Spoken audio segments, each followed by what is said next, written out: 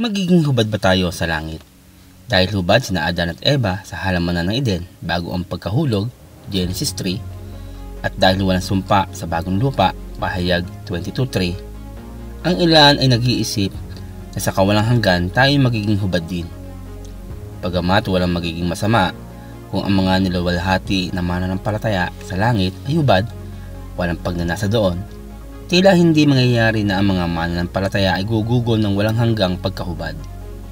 Ang mga anghel na nilalang at ang mga tinubos ay inilarawan sa Biblia na may suot na ilang uri ng kasuotan.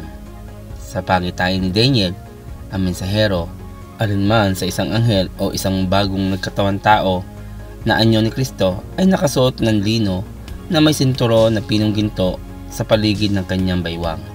Sa katulad na paraan, ang anghel na nagbabantay sa libingan ni Jesus ay inilarawan bilang may suot na kasuotan. Ang kanyang mukha ay nakakasilaw na parang kidlat at puting-puti ang kanyang damit. Mateo 28:3. Sa Pahayag 4:4, ang 24 na matanda sa paligid ng trono ng Diyos ay nakasuot ng puting damit at koronang ginto. Sinasabi sa atin ang Pahayag 3:5 na ang mga kay Kristo ay dadamitan ng puti. Sa mga paglalarawan ng Biblia tungkol sa mga naninirahan sa langit, madalas na binabanggit ang pananamit. Walang anumang pahiwatig na ang sinuman doon ay hindi nakadamit.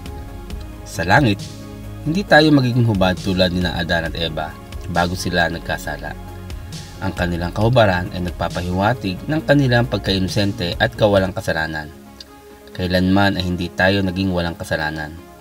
Kaya pagaling natin sa langit, nilarawan tayo bilang natatakpan ng damit na ibinigay ng sakripisyo ni Kristo.